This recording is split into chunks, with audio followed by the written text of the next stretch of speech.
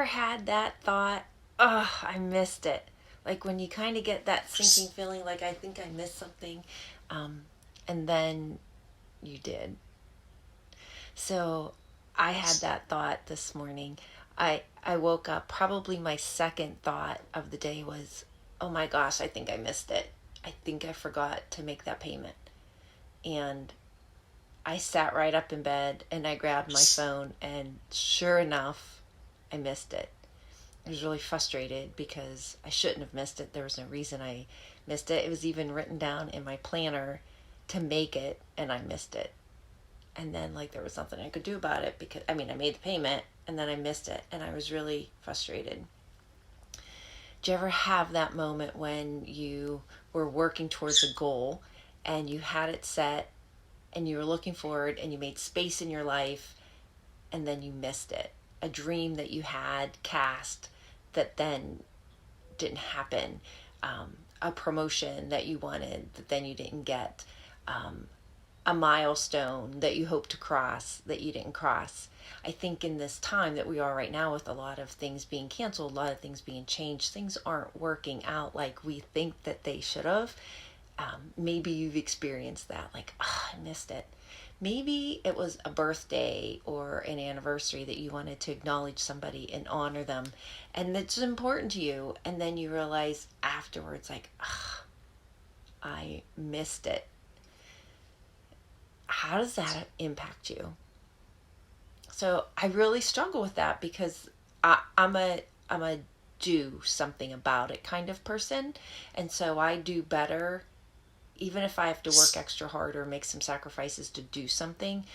I feel like as long as I can do something about it, I'm okay if I can do something about it. But when it gets to that point where there's nothing I can do about it, it's done, it's missed, it's past, it's over.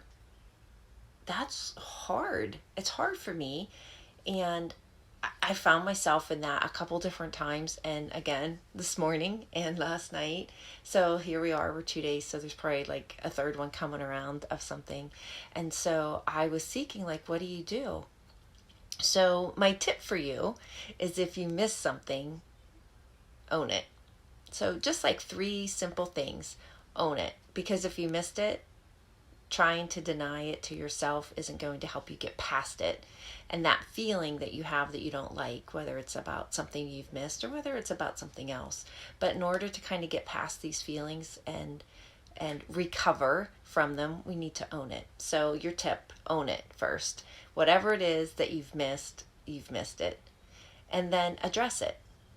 And however you can address it. So with this morning when I woke up and I had that thought, like, I think I missed paying the bill, and I looked at it and yes, I did. So I addressed it. I paid the bill. Like, that was kind of simple. I'm frustrated because they gave me a late fee, and that was not being a good steward of money. There's no reason I should have had that late fee. I just didn't do it. Some other things sometimes aren't easy to fix. There's nothing we can do about it except process it in our head. So own it, address it as best you can. If you missed a birthday and it's somebody that was important to you, give them a belated birthday or a belated anniversary, or send the gift. Good morning, Linda. How are you? Nice to see you. If it's something that you can't address, something that you can't do, then that action of addressing it has to be something that we handle within ourselves. And sometimes it's, however we address it, might be taking a look at it. It might be grieving. It might be being sad. It might be taking a little bit of time to look at it. That might be part of the addressing it, and then kind of put it away. But it's important that we own what we feel and acknowledge, because our feelings are not right or wrong, but it's what we do with them. And then what can we do with that? How can we turn that to a positive? So last night when I was feeling frustrated about a dream that I had and a goal that I had that I am not reaching, I cleaned my desk. So my desk was a mess. So morning, Megs. I had been working on my desk with this mess of of, I'm kind of embarrassed to say it, but I'm going to say it, with this like pile of undone things beside me stacking up. And so I just took it and I threw it all on the floor and I cleaned off my desk. And what motivated that is I got a new cable to use my second monitor. But when it was done, I thought, wow, I had worked in this mess for 5 weeks of teleworking and kept waiting to do it later and didn't do it. But in that act of doing something helped me get over this other thing that I couldn't do anything about. So own it, address it, and then do something. If you can't do anything about whatever it is that you missed, find something tangible that you can do something about and do it. And then you can acknowledge that, feel accomplishment. And then that energy that you built up in that feeling of what you missed, that you didn't do, that you couldn't do, then you did something. And so you can take that energy that was just kind of churning up inside of you, that for me usually makes me eat something that probably shouldn't, or say something that maybe I wouldn't want to, or just kind of waste time.